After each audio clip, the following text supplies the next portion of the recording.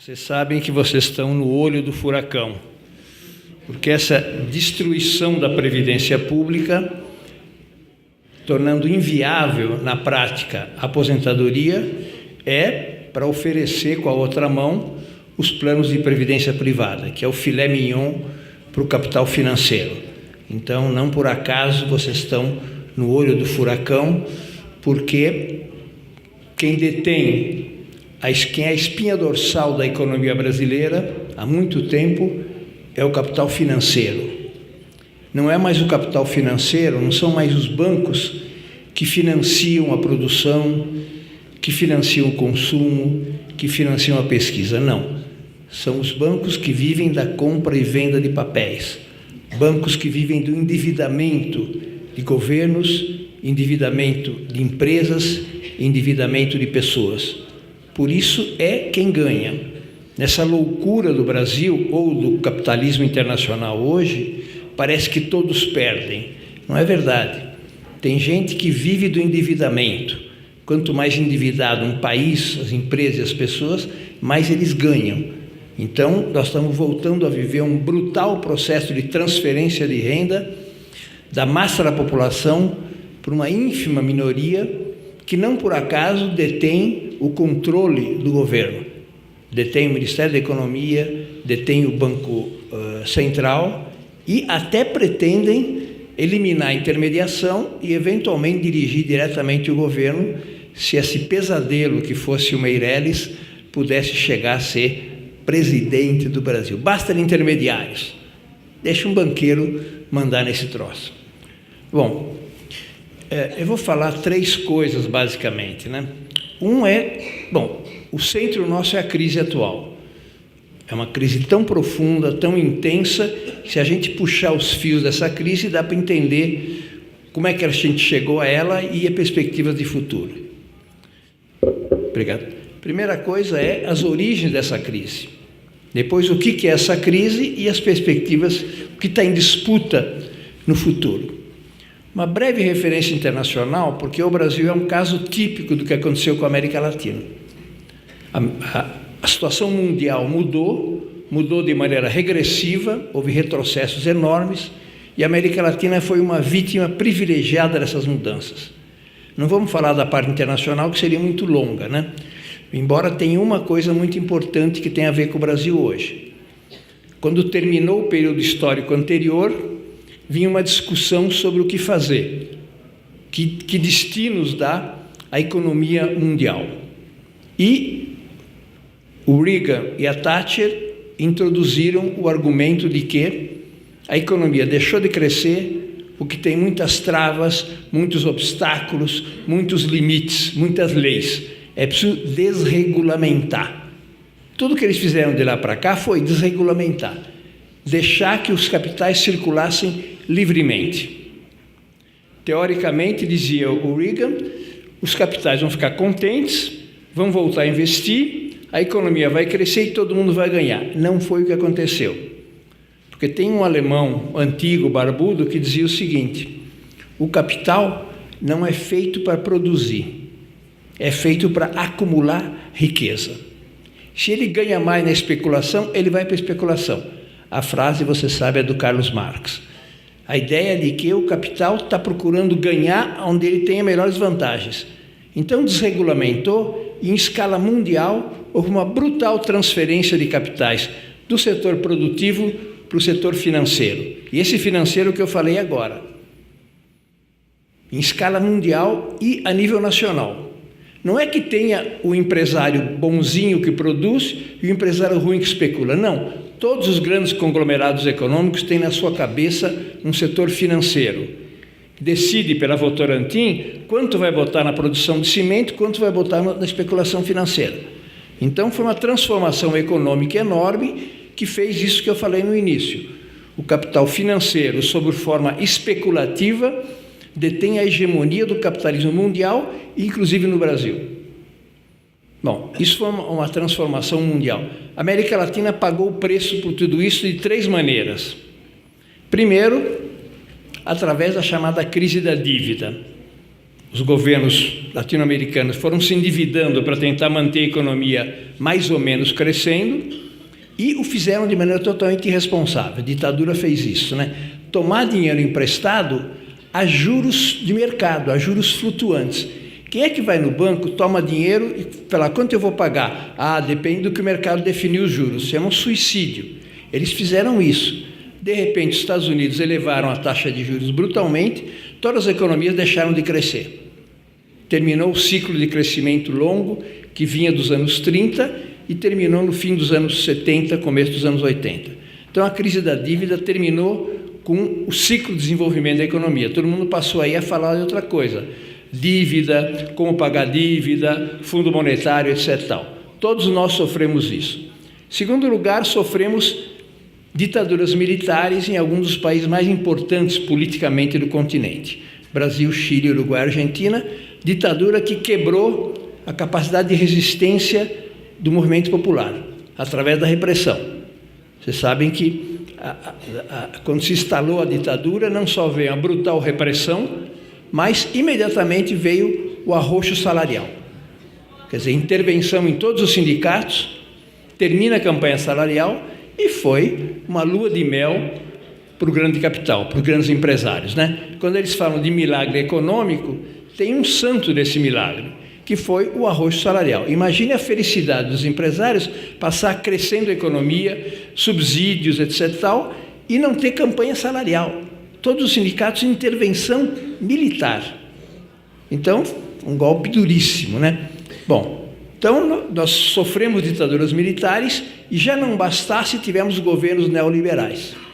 A América Latina foi a região do mundo que teve mais governos neoliberais e os mais radicais.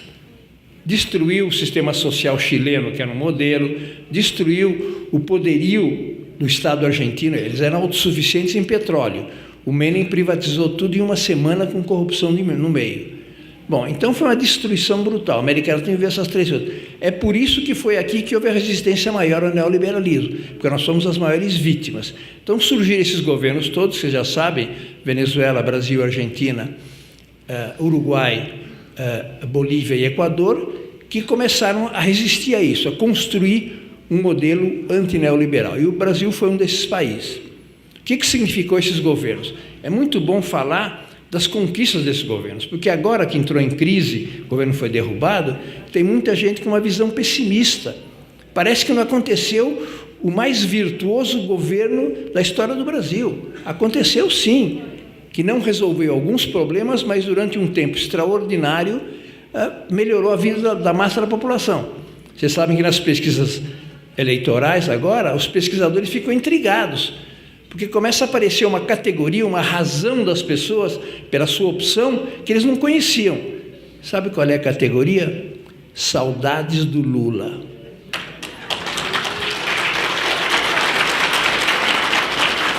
Aí começam a trazer aquele aquário, né, trazer pessoas para que expliquem o que é a saudade do Lula, o que é essa categoria, não está em nenhum manual, saudade do Lula. Antes era preciso comparar com o governo Fernando Henrique, agora é comparar com o que eles estão fazendo agora, né? Por isso que o Lula dispara do jeito que dispara. Então, foram governos extraordinários. Agora, quais foram, o que ele mudou fundamentalmente, o que ele não mudou e que depois veio explodir, né? Primeiro, a prioridade passaram a ser as políticas sociais. O Brasil era o país mais desigual do continente mais desigual do mundo, deixou de ser. Pode-se dizer tudo o que se quiser do PT. O PT tem uma coerência. Desde o começo é prioridade da questão social. Luta contra a desigualdade social, luta contra a exclusão social. E foi isso que foi realizado e foi a razão do sucesso dos governos do PT. Enquanto no mundo em geral aumenta a desigualdade, aumenta a exclusão, aumenta a miséria, aumenta a pobreza, esses países na América Latina diminuíram tudo isso. E vocês sabem os dados, não vou ficar enunciando para vocês, né? Basta dizer que aquilo que mais distribui renda, que é o salário mínimo, durante 12 anos, teve um aumento 70% acima da inflação. Salário mínimo, aquilo que redistribui para mais... Bom, não vou continuar com essas coisas. A primeira coisa, então, foi prioridade da questão social, e não mais a prioridade do mercado, do ajuste fiscal, que é típico dos governos neoliberais daquela época e típico desses governos agora. Em segundo lugar, resgatar o papel do Estado. O Estado era criminalizado, diabolizado, toda a ideia de que a economia tem inflação por causa do Estado, a economia não cresce por muito Estado, e, em lugar do Estado, colocava a centralidade do mercado. Bom, o Estado voltou a ser indutor do crescimento econômico e passou a ser garantia dos direitos sociais. Então, resgatou o papel do Estado. É uma questão muito importante, porque o Estado voltou a ser diabolizado. E as pesquisas que se fizeram, inclusive a Fundação Perseu Abramo, pode-se discutir um pouco isso, as pessoas pobres falam mal do Estado, mas elogiam os serviços públicos. É que a imagem do Estado aparece o quê? Repressão, impostos, corrupção, etc. E eles tratam de associar a corrupção ao Estado. Eles escondem a corrupção na empresa privada, então voltaram a baixar o prestígio do Estado. Mas os governos do PT recuperaram o prestígio do Estado, não com discurso, mas com serviços sociais para a massa da população. Educação, saúde, etc. Bancos públicos dando crédito, tudo isso. E voltou a ser importante o Estado naquela altura. Em terceiro lugar, ao invés de fazer da América Latina uma área de livre comércio dirigida pelos Estados Unidos, fortaleceu os processos de integração regional. Fortaleceu o Mercosul, criar o Unasul, criar a CELAC, criar Conselho Sul-Americano de Defesa, tudo isso, né? Ao invés daquilo que eles queriam, que o Fernando Henrique estava levando o Brasil, quer fazer uma área de livre comércio dos Estados Unidos, que é o que o México fez. Olha a situação do México. Então, esses três elementos, prioridade das políticas sociais, resgate do papel do Estado e prioridade dos processos de integração, porque não é só integração da América Latina, é intercâmbio sul-sul, intercâmbio intenso com a China, com os BRICS, então mudou o nosso lugar no mundo. Essas são as três coisas mais importantes que nós tivemos como conquistas, com todas as consequências que vocês conhecem. Agora, nós herdamos coisas que não conseguimos superar. Uma delas, herdamos isso que eu já mencionei, a hegemonia do capital financeiro. Nós não conseguimos quebrar isso. A Dilma prometeu na primeira eleição que ia baixar a taxa de juros 7% ao nível do mercado internacional para deixar de atrair capitais especulativos. Ela começou a fazer isso e veio uma brutal campanha contra ela. Hoje há análises, inclusive dela, que dizem que a virada do grande empresariado para a oposição frontal teria vindo daquele momento. No momento que ela começou a cortar aquilo que é o coração deles, se é que eles têm coração, que é a taxa de juros. Então, foi ali um momento que a gente tentou dar uma virada importante, até porque a situação internacional mudava, era importante coibir isso, ela não conseguiu, não segurou, e tem até análise também dela que dizem que até a instrumentalização das mobilizações de junho de 2013 teve a ver com isso também. A maneira de enfraquecer o governo dela, mais além de que ser reivindicações iniciais importantes, passe livre, não sei o quê, mas a maneira como a direita resgatou aquilo e jogou contra ela e levou a um dos problemas mais graves que nós temos. O grande empresariado se passou todo para a oposição a nós. Na campanha eleitoral de 2014, pela primeira vez, todo o grande empresariado estava contra nós. Fazia pesquisa por aí, em primeiro lugar a Aécio, segundo Marina, terceiro Dilma, quando a Dilma era a favorita para ganhar. Exatamente porque pisou no pé deles, que era o capital financeiro. Nós não conseguimos resolver esse problema, até hoje. E isso é um suicídio, porque se você tem taxa de juros alta, eles não vão investir, não são patriotas, eles vão para a especulação financeira. E esse capital não gera nada. Aqueles dados da Bolsa de Valores do fim do dia, a Bolsa de Valores teve um movimento de não sei quantos zeros, não se produziu nenhum bem e nenhum emprego. É circulação de papel que concentra renda. Esse é o câncer que o capitalismo mundial tem há muito tempo. Por isso eles não crescem mais. Não crescem. Em outra época crescia 6%, 7%. Não, agora quando cresce 1% é formidável. Mas na verdade estão numa depressão prolongada. A Europa está desde 2008 nisso e não consegue sair. Quer dizer, esse foi um problema que não conseguimos resolver, vamos ter que enfrentar. Porque um país não... O dinheiro existe, ninguém queimou dinheiro no Brasil, só que ele está circulando na ciranda financeira, que é antinacional, que é antipopular, que é antissocial, porque é ganhar dinheiro com endividamento. Lá atrás, em 2008, quando veio a crise internacional, o Obama falou, é preciso salvar os bancos, senão o teto vai cair na cabeça de todo mundo, porque todo mundo depende dos bancos.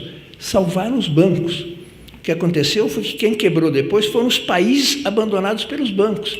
Quebrou a Grécia, quebrou Portugal, quebrou a Espanha, quebrou a Itália, tá? E os bancos cada vez mais ricos, porque vivem do endividamento dos próprios estados. Então, esse é um tema que continua pendente. O problema principal do Brasil, eu diria, é esse. Não é a corrupção, como eles falam, etc. Os brasileiros não são corruptos por natureza. O principal problema é como quebrar a espinha dorsal do capital especulativo. Tem que ser baixando a taxa de juros, taxando a circulação de capitais, combatendo a sonegação, combatendo o paraíso fiscal. Isso é um pacote de medidas indispensável para se fazer. Outra questão, não preciso nem mencionar em detalhes, nós recebemos uns meios de comunicação absolutamente monopolizados que manipulam a opinião pública. É muito importante porque cada vez que a sociedade foi conquistada por um certo tipo de concepção, em seguida deu vitória eleitoral. O Collor e o Fernando Henrique convenceram a maioria dos brasileiros que o problema era o Estado. O Estado era muito grande, o Estado gastava muito, ganharam e começaram a cortar os gastos do Estado, que penalizam os mais pobres, obviamente. Quando isso fracassou, nós conseguimos, o Lula, o PT conseguiu convencer a maioria dos brasileiros que o problema principal do Brasil é a desigualdade social. E aí houve 4 vitórias eleitorais. Quer dizer, quando você ganha na opinião pública por uma determinada concepção, aí você cria as condições de uma vitória política, eleitoral. Na última vez, que foi uma vitória apertada, vocês percebem que o Brasil estava radicalmente dividido. No Centro-Sul, 2/3 dos votos foram para a direita. 2/3, quer dizer, os pobres votaram majoritariamente por um candidato de merda como Aécio Neves. Desculpa o palavrão. Isso é uma derrota imensa, porque o Aécio Neves teve mais de 50 milhões de votos, 51. Provavelmente uns 30 milhões foram beneficiários de políticas sociais do governo, e que nós não convencemos que eram beneficiários por uma decisão política. Tem aqueles argumentos que você sabe, eu me esforcei, eu tive sorte, Deus ajudou. Então nos anos 90 você era preguiçoso e agora voltou a ser preguiçoso, mas a verdade é que eles convenceram, quer dizer, descaracterizaram isso. Quando a Dilma ganhou, ela teve 50 e poucos por cento, 76% das pessoas diziam que sua vida tinha melhorado de 2003 para frente. Olha a margem de vitória que a gente poderia ter tido. Quando deu o golpe em abril do ano passado, essa porcentagem tinha diminuído a menos da metade. Eles apagaram na cabeça das pessoas que a vida dela tinha melhorado antes. Parece que o modelo econômico deu errado, a corrupção corrói tudo, o PT, não sei o que lá, Quer dizer, olha a manipulação. Quando veio a primeira pesquisa, depois das eleições municipais, que o Lula voltou a disparar, e apareceu a ideia da saudade do Lula, esse índice de que a vida deles melhorou subiu para 50 e tantos por cento. Agora deve estar na casa dos 80, né? Hoje tem uma pesquisa que fala que 95% das pessoas rejeitam o Temer no Brasil, e no Nordeste 99%. Eu acho que só o Tasso Gereissati que gosta mesmo do Temer, né? Quer dizer, a rejeição deles subiu muito, mas eles conseguiram impor ao Brasil a ideia de que o problema principal do Brasil é a corrupção estatal, é a corrupção do PT. Isso mudou a cabeça das pessoas. E, de outro lado, o catastrofismo econômico. Parece que o país estava numa situação calamitosa e por culpa do PT. Como diz o Meirelles, a Dilma gastou muito em educação e saúde, né? Um negócio de louco, né? Mas essa ideia de que os gastos públicos é que são um problema. Então, eles conseguiram gerar essas condições que levaram ao golpe, porque a Dilma perdeu 2/3 a 1/3 no Centro-Sul e interior de Minas e da Bahia para cima ganhou com mais de 70% de apoio. Quer dizer, onde a vida das pessoas melhorou muito, o efeito dos meios de comunicação foi muito menor. Onde os meios de comunicação tiveram um papel determinante, até os pobres votaram majoritariamente na direita. E a Dilma, com todos os problemas que teve, fez uma ótima política social no seu primeiro governo. Todo Minha Casa Minha Vida vem daí, se expandiu toda a rede de proteção social, da qual o Bolsa Família é um dos programas. Então, houve, de fato, melhoria significativa, mas o governo, mas os movimentos populares e partidos e movimentos sociais não soubemos convencer as pessoas de por que a vida deles tinha melhorado. Não é só tudo, falta o discurso. É uma diferença fundamental. O Lula presidente e o Dilma presidente. O Lula fala, se dirige à consciência, porque não basta fazer políticas boas, precisa convencer as pessoas, né? Não basta eu tomar uma medida boa, achar que imediatamente a pessoa vai estar convencida de por que melhorou a vida dela. Não é verdade. Olha o resultado, né? Então nós ganhamos por pouco, mas ganhamos onde a situação social das pessoas mudou. Agora, a herança foi pesada, porque o grande empresário todo contra jogou dinheiro na caixa do Eduardo Cunha e elegeu um Congresso mais reacionário do que a gente nunca teve no Brasil. Também é uma responsabilidade dos movimentos populares. Não há tradição dos movimentos sociais de elegerem bancadas no parlamento. Tem um enorme lobby do agronegócio, dos ruralistas, e tem 3 representantes dos trabalhadores rurais. Enorme lobby de educação privada e não tem uma grande bancada de educação pública. Um enorme lobby de planos privados de saúde e não tem uma bancada que defende o SUS, que defende o Mais Médico. Mas isso não só vale para esses temas, vale para os bancários. Cadê a bancada dos bancários para defender os bancos públicos? Cadê a bancada dos metalúrgicos? Bancada das mulheres, dos jovens, dos negros? Ninguém dá muita bola para isso. Então eles elegeram um Congresso muito reacionário. Embora o golpe tivesse se dado também por erros nossos, sobretudo o segundo mandato da Dilma, né? Teve uma política econômica desastrosa e teve uma coordenação política incompetente. Mas ainda assim, o fator determinante que levou à derrubada dela e está levando aos retrocessos nesta casa é a maioria de direita no Congresso. Quer dizer, eles é que estão levando adiante não só a derrubada, mas todos os retrocessos que estão aí. Até agorinha eles tinham maioria, vamos ver se ainda conseguem ou não. Mas são retrocessos brutais que vocês conhecem muito bem. Então, foi uma combinação de fatores, quer dizer, ofensiva deles, ofensiva ideológica, dos meios de comunicação e tudo mais, com esses 2 temas, né? Catastrofismo econômico e corrupção política. Na campanha eleitoral, quando veio o horário da televisão, nós conseguimos desmascarar a ideia que a economia estava mal. No final da campanha, até a maioria dos eleitores do Aécio não tinha perspectiva negativa sobre o futuro da economia. Mas a questão da corrupção estão batendo nessa tecla desde 2004, desde 2005, né? Então e depois teve erros graves de gente que cometeu erros sérios que fizeram reverter a imagem do PT. O PT era o partido da ética na política, passou a ser um partido que está sempre sob suspeita de economia, de corrupção. Quer dizer, é espantoso com essa reiteração. Outro dia, a CNBB, que fez uma boa declaração sobre o governo, o cara teve o desplante de falar, desculpe, porque é uma autoridade religiosa, de falar, não, o Lula também não é solução, porque tem essas suspeitas de denúncia. O Lula continua a viver no mesmo apartamento que ele vivia em São Bernardo do Campo quando era líder sindical. Pode falar, não, ele recebeu a vantagem, não tem um tostão, não tem uma conta no Brasil, fora do Brasil, onde quer que seja. Mas a reiteração da suspeita leva uma aura de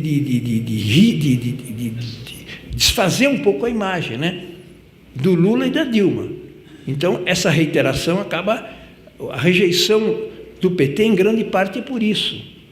Em grande parte é por causa do suposto envolvimento do partido e dos seus líderes, e eles têm que provar que o Lula e a Dilma são corruptos, para dar a ideia de que todo político é corrupto. Em todo caso, é um tema difícil, é um tema que precisa ser enfrentado a futuro, mas também em relação a tudo que foi feito até agora. Em base a isso, eles montaram o golpe. O golpe, obviamente, tinha um objetivo: tirar o PT do governo. Eles se uniram, todos eles, em função disso. Aquilo que eles começaram a acalentar em 2003, tentaram um impeachment do Lula em 2005, tentaram a eleição em 2006, perderam, 2010, perderam, 2014, perderam, aí foram para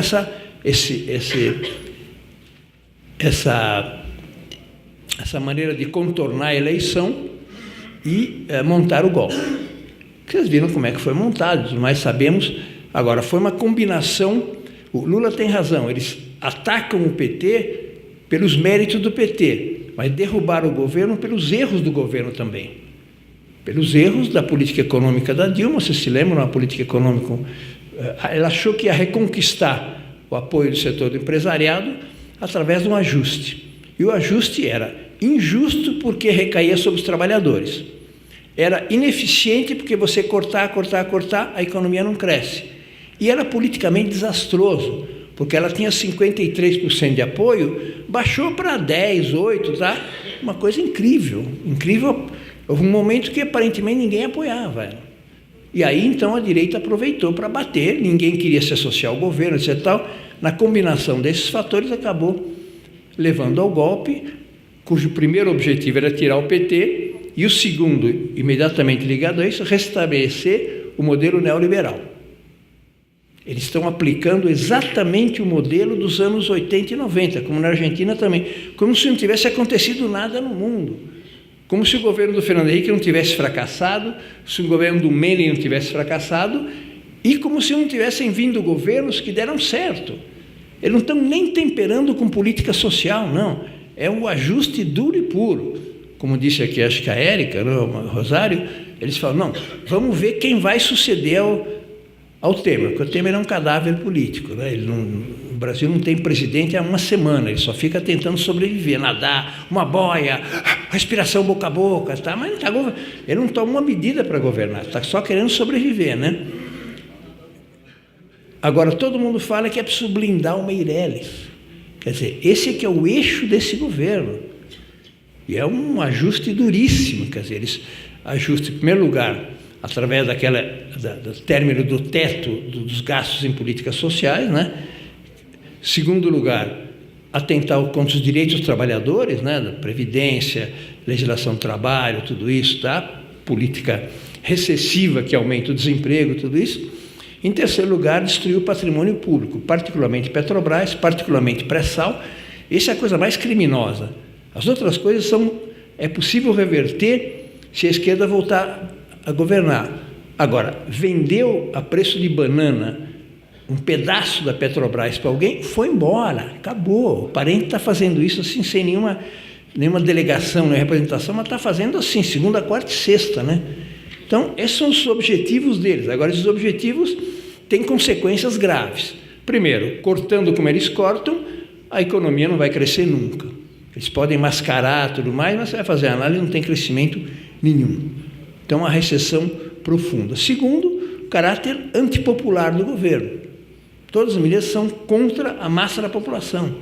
Impressionante, né? Acho que teve discursos, inclusive em particular da Gleisi, falando muito abertamente. Quem vem aqui são os lobbies dos poderosos, dos ricos, né? O trabalhador não consegue fazer lobby para defender o seu interesse. Estão destruindo, entregando, a ponto que destruindo a Previdência e preservam todos os cargos da elite, são preservados em termos de direitos, de emprego, de aposentadoria, tudo isso, né?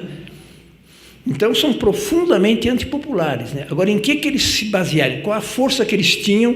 Está um pouco enfraquecido, mas por que eles se mantêm? Primeiro, porque tem o apoio do grande empresariado. Segundo, porque tem o apoio da grande mídia. Terceiro, porque tem maioria no Congresso. Então, são os três elementos que têm feito com que eles sobrevivam, apesar de tudo. Agora estão golpeados. A disputa agora é saber o que vem depois do Temer, né?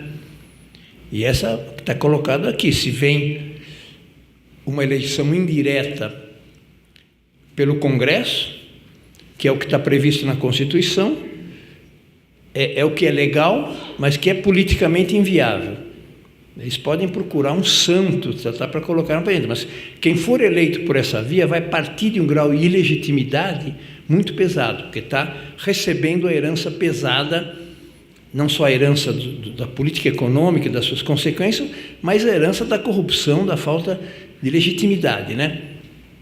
Tem muita gente esperneando para não acabar o governo Temer, mais ainda aqueles que vão ficar no sereno, que não tem nem mandato. Vão sair daquele faro protegido, na verdade, para ficar passíveis de processos.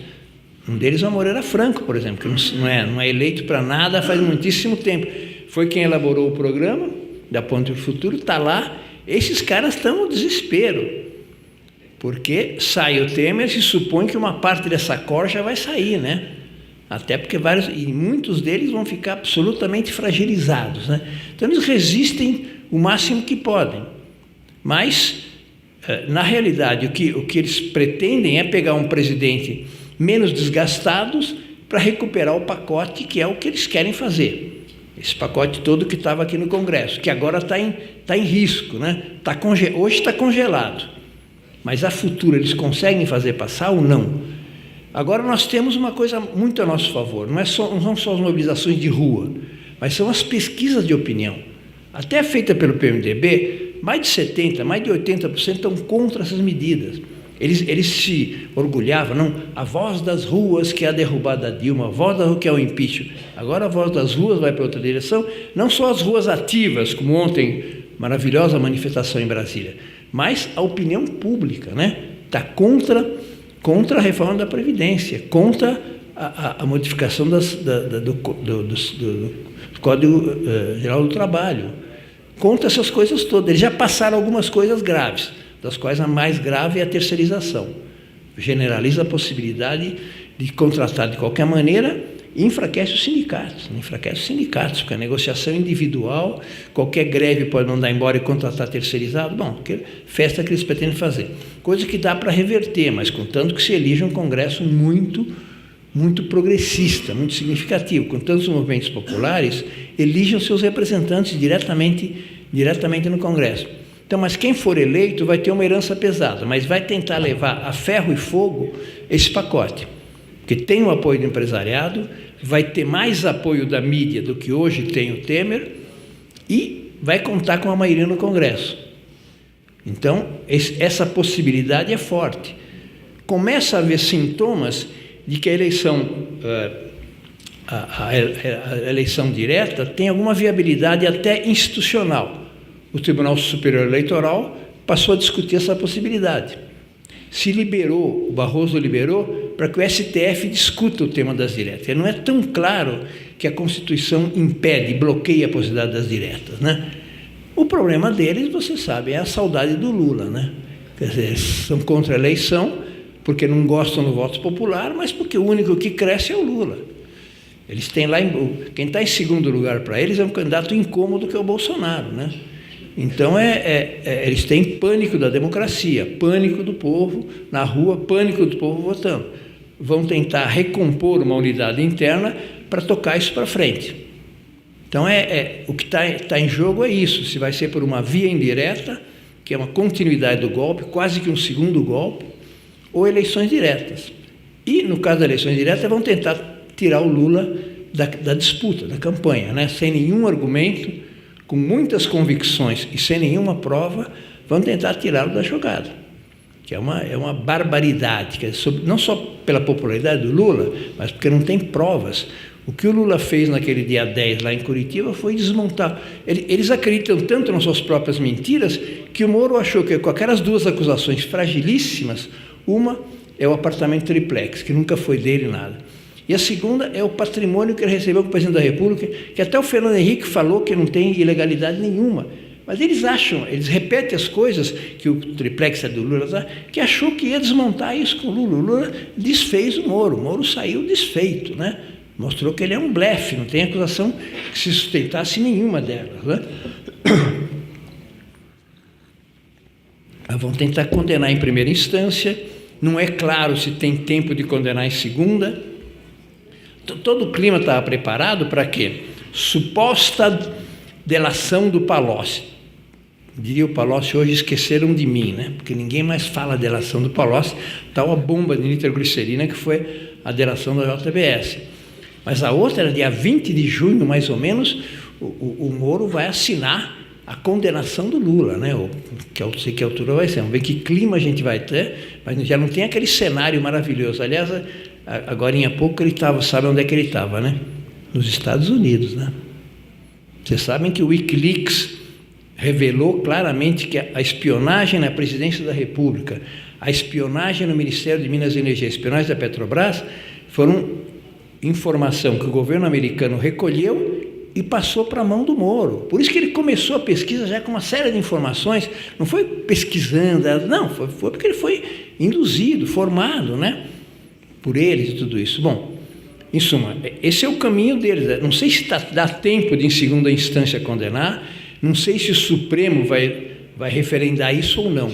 Então, o grande argumento deles é um argumento de fato, né? Um argumento de tentativa do poderio numa situação jurídica absolutamente ilegal.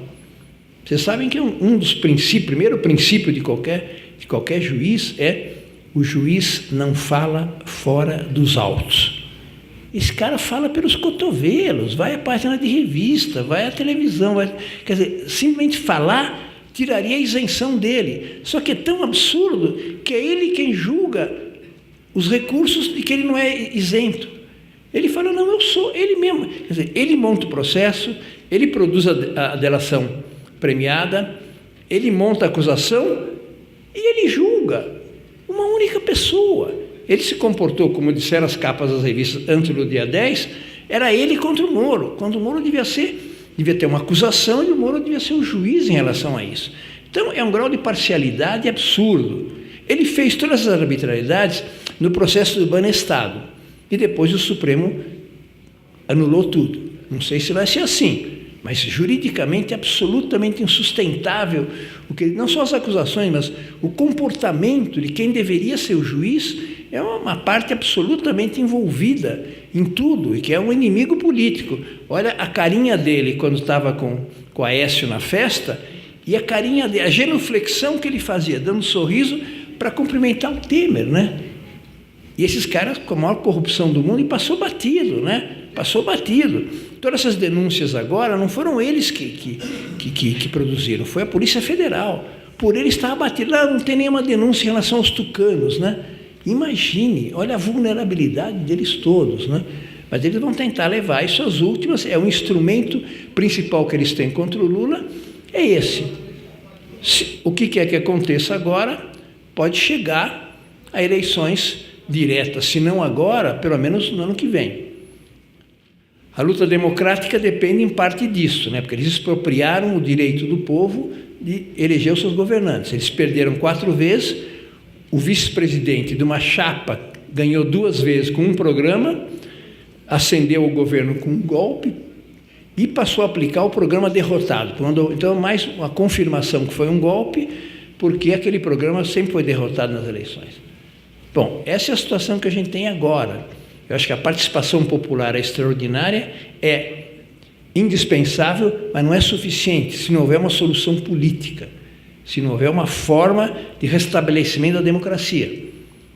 Pela massa que tinha ontem na rua, se bastasse só o povo na rua, o Congresso estava de joelhos, né? Os caras estão de costas, né? Vão tocando as coisas deles, por nós deixarmos eleger um Congresso conservador. Mas é fundamental para nós, qualquer que seja o governo, impedir que eles toquem para frente o pacote todo do qual a Previdência faz parte, né? Levá-los à inércia. Hoje é uma situação que a gente conseguiu. O governo está inerte. Não toma iniciativa, porque se for a votação, tem todo o risco de perder. Não sei se vai recuperar poder, mas nós já conseguimos reverter essa situação. Eles mandavam para o Congresso, tudo passava. Agora já não é. Quanto mais se aproximam as eleições, mais os parlamentares vão ter medo da sua base eleitoral. Ainda mais agora, em função de um governo que é um cadáver, não vão se arriscar. E tem outra questão, vários parlamentares estão se distanciando dos partidos mais vinculados ao Temer. Vocês vão ver a debandada que vai ter no PMDB e no PSDB dos caras que querem se eleger, inclusive para o governo de Brasília, né? Cara que tem boa situação eleitoral, mas que se tiver associado ao Temer, está roubado. Está mudando, está deslocando a linha demarcatória da opinião pública no Brasil. Antes era PT, não PT, Dilma, não Dilma, corrupção, não corrupção. Agora não, a questão social, a questão... E o governo Temer é que está no olho do furacão mais diretamente. Então, daqui até o fim do ano que vem, com isso eu termino, nós vamos estar decidindo o futuro do Brasil em toda a primeira metade do século. Se eles se consolidam, vai ser um retrocesso enorme. Vai continuar o retrocesso, vão consolidar o retrocesso, tudo mais.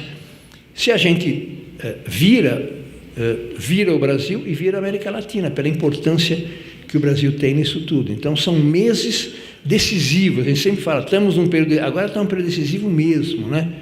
E nós conquistamos o direito de disputar de novo o governo. Nós estávamos massacrados, isolados, até muito pouco tempo atrás, até a eleição municipal. Graças à luta, às lutas populares, graças à fragilidade deles, nós estamos de novo, conquistamos de novo o direito de disputar o governo do Brasil. Vai ser muito complicado no próximo governo Lula, né? Porque é preciso reativar a economia e grande parte do capital está na mão dos empresários privados. Vai ter que ganhar setores do empresariado privado. O Estado não tem recursos para botar a economia, e o Estado hoje não tem prestígio. O que você acha que seria razoável fazer com as empresas envolvidas em corrupção? Eu acho que é indefensável essa posição. Pune os executivos e mantém a empresa. Pune os executivos do Odebrecht, acaba o Odebrecht. O normal seria o quê? Seria nacionalizar essas empresas. Pelos danos que causaram ao país, o governo estatizar e botar a economia para funcionar. Só que hoje em dia o Estado não tem esse prestígio. Não só não estamos no governo, ainda que estivesse, não tem esse prestígio para fazer funcionar, para tomar esse tipo de atitude. Então nós vamos ter que ganhar setores do empresariado. Vai ser um governo que vai ter que recompor aquela arquitetura que o Lula montou no início. Aliança com o setor do empresariado e aliança com partidos políticos que não são necessariamente esquerda. Aliança não quer dizer capitulação. Nós fizemos aliança com o PMDB e nós impusemos durante muito tempo as medidas fundamentais. Na aliança, o que é importante é quem tem hegemonia. A partir do momento que o PMDB rompeu, aí foi outra coisa. Mas eles estavam na aliança, mas esses três elementos que eu falei, prioridade das políticas sociais, papel ativo do Estado, processo de integração regional, é o fundamental da nossa política que nós impusemos e eles se subordinaram a isso. Depois deixaram, depois romperam já ao longo do governo da Dilma e no segundo mandato da Dilma. Então, acho que é isso que eu podia propor para vocês como temas de análise, de conversa e discussão sobre como é que se deu essa crise, qual é a crise atual e quais as perspectivas futuras. Muito obrigado.